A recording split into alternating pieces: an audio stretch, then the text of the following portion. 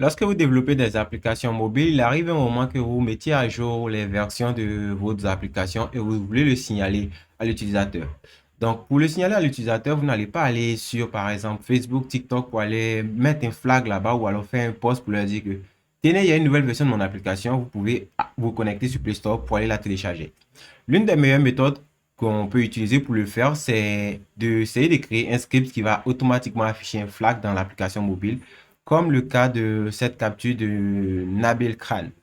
Désolé si je prononce mal son nom. Mais ici, je vais vous expliquer un peu comment fonctionne ce principe. Donc, le principe en soi, il est plutôt simple. Au niveau ici du backend, qu'est-ce que j'ai fait? Au niveau ici du backend, on a ici, on peut sauvegarder une table version. Donc, ici, je vais dire que c'est au niveau du backend.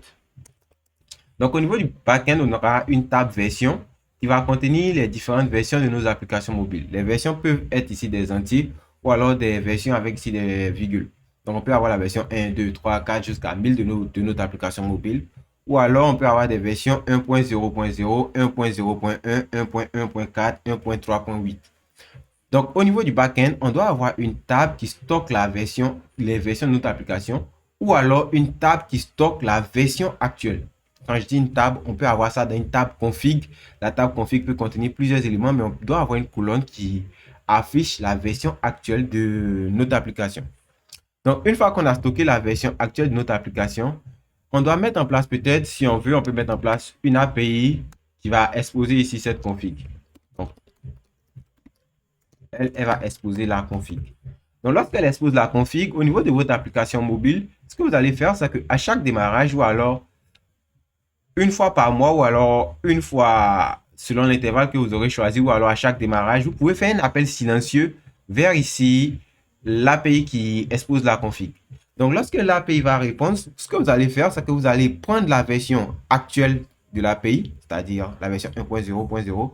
Vous allez peut-être créer une variable d'environnement ici dans votre application mobile, on va dire var, var1. Et là, vous allez fixer la version. Donc, on va dire qu'au niveau du mobile, par exemple, on a la version 1.0.0. Donc, lorsqu'au niveau de votre application mobile, au démarrage, si c'était par exemple un code React, on va faire un use effect qui va se déclencher à chaque fois qu'on va relancer l'app. Et là, lui va appeler le backend. Et lorsqu'il va appeler le backend, il va récupérer la réponse de l'API de la config. Et avec cette réponse, ce qu'il peut faire, c'est qu'il peut comparer. Donc, il peut comparer la version du backend à celle en local.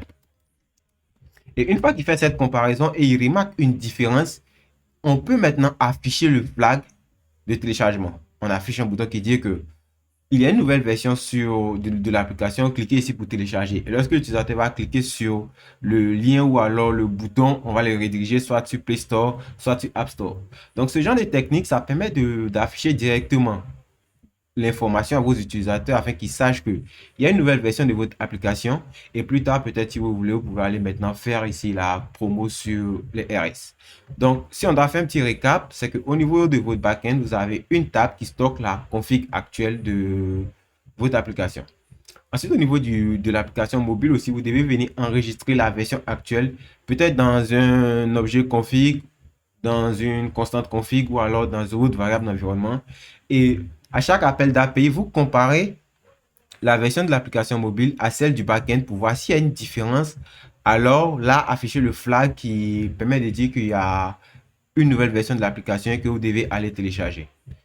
Aussi, j'ai vu certains qui faisaient, par exemple, ils comparaient la version de l'application mobile à celle du backend. Par exemple, si l'application mobile avait la version 2 et celle du backend était 3, ils faisaient if une sorte de condition pour vérifier si jamais version mobile est inférieure à version du backend, alors afficher le flag. Là, ça peut marcher si jamais ça peut marcher lorsqu'on a les versions qui sont des entiers numériques simplement. Mais avec des versions qui sont un petit peu ici composées, ça risque de poser problème. Donc, pour ce genre de cas, je vous conseille plus d'utiliser la différence.